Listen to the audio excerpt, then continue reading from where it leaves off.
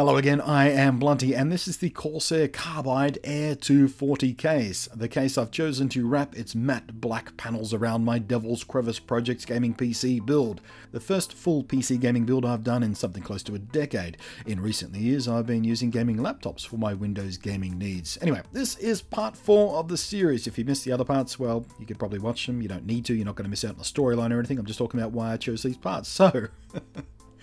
If you saw the other parts of this series so far, you'll know that I chose a micro ATX motherboard, as size is a factor for me, and to my pleasant surprise, there's a really nice selection of micro ATX cases out there these days.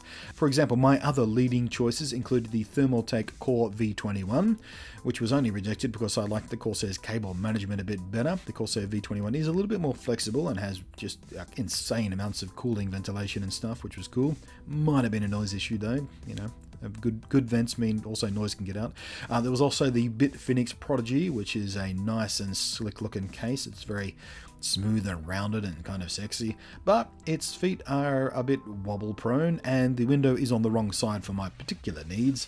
Then there was the Bitfinex Prodigy, which is really nice, and it has a little LCD display in the front. You could put up your own custom graphics in and everything. Nifty little trick. But it had some minor issues noted in several reviews that I saw that would have bugged me slightly. Not deal killers on their own, but the Corsair won out in the end because it was superior in pretty much every way. For my needs, anyway. I like the dimensions, firstly. It's compact, but very spacious, leaving lots of room for all but the most obnoxiously largest graphics cards out there.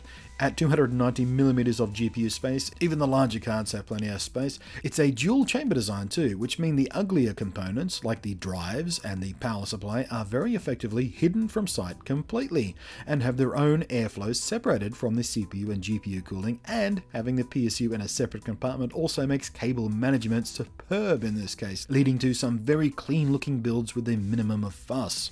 The window is nice and big for a full view of the build inside, and it has great airflow paths. It comes complete with 3 pre-installed Corsair fans, which I will likely be replacing with perhaps lit fans for some visual effects, or perhaps high-end super silent fans if these ones turn out to be too loud. Although I don't expect noise issues from these fans. I've actually not done any research on the noise levels of these particular fans, as I always expected to swap them out sooner or later, but Corsair fans do have a good reputation for low noise levels, so at least for the initial build stage, these should be perfectly fine. The case will also accommodate up to 2 240mm radiators. Now, I'm not intending on a water cooling solution that extreme, if at all, as a matter of fact, but that capability is exceptional for a case of this size. If you do plan to run dual GPUs though, you will give up on the lower case radiator space. It will accommodate CPU coolers up to 120mm in height, and I've not made the final decision on what aftermarket CPU cooler I'm going to wind up with in here. For the initial stage of the build, the stock cooler will suffice, and while the 120mm of clearance won't accommodate some popular higher-end air cooling choices, there are many superb options out there that will fit just fine. It just means I have to be a little extra careful and pay attention to the size when I'm making my buying choice for a nice aftermarket cooler that I want in there.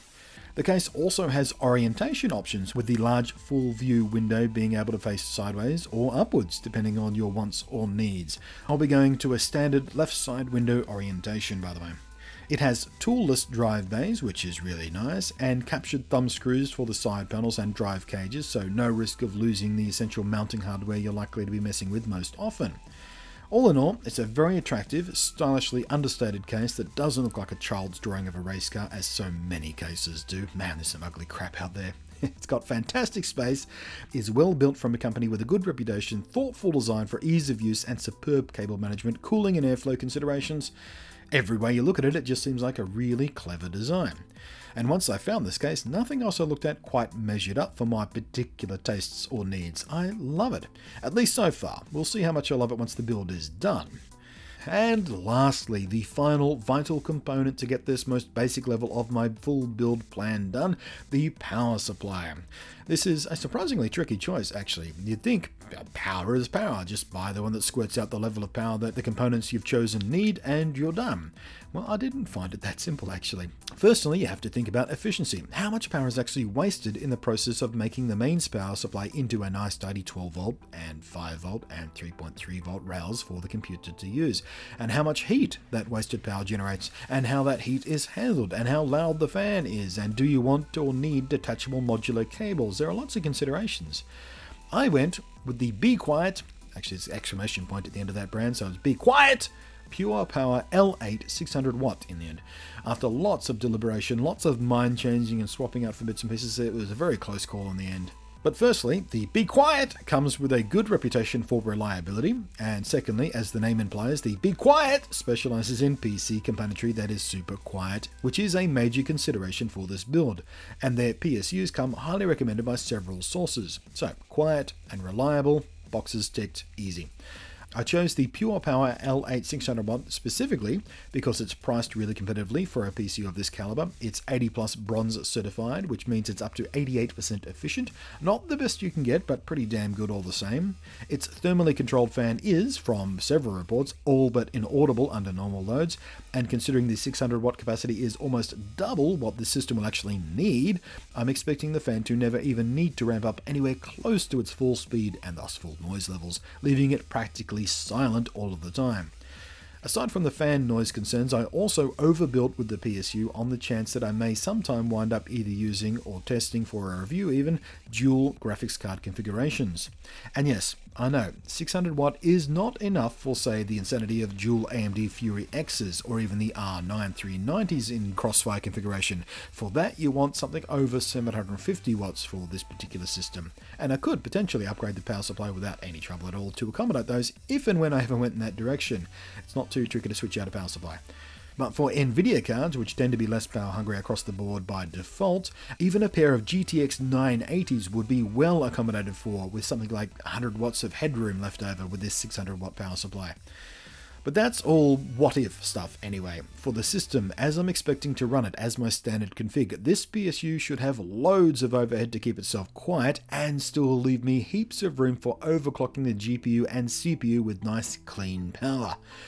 The choice of case also let me save a little money on the PSU by opting for a version with standard integrated cables. My original plan was for a power supply with modular cables to make my cable managing easier and leave me with a cleaner looking build without the clutter of unused cables. But the Corsair Carbide Air 240's separate chambers mean I can hide all the unused cables and all kinds of other ugly cable sins right out of sight with no trouble at all. I will, however, at some point along the end stages of the build get some nice sleeved cable extensions, probably in red or some contrasting or complementary colour, to further enhance the build aesthetics and hide the standard webbed sleeving and exposed connector terminators, because those aren't quite as pretty as I'd like them to be. But for a starting point, they're absolutely satisfactory for this build and they will get the job done, of course. But that's it for part 4, all the basic parts accounted for. Now, of course, this is a gaming rig and I will be including a proper graphics card. You will have noticed its absence in these 4 parts so far. And I will make a similar video on that choice when it is made, but for right now, I don't have the money to order a nice graphics card, and I won't till at least the end of this month. That'd be July, in case you're not watching this video soon after it actually goes up and wanted some context for the time frame. So, I've not settled on my final choice yet anyway, but I can tell you it's most likely, very likely in fact, going to be either an AMD R9 390 or the Nvidia GTX 970. Very closely matched cards in price and performance, and they kind of trade blows punch for punch when it comes to pros and cons one or the other, so very tough choice to make actually.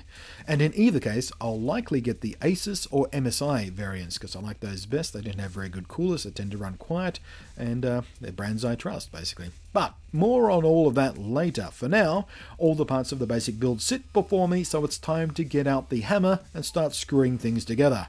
Which, yes, I will of course be making a build log video on, probably a little series of them. So stay tuned, subscribe, thumb the thingy, like my bum, and do all the things every friggin' YouTuber commands you to do at the end of all their videos, because it really helps me out and I really love you for it and I thank you for your support. Blah! Be more generic and needy, you bastards. But please, favourite my video or whatever. Thanks for watching, I am Bloody, and I'll catch you next time.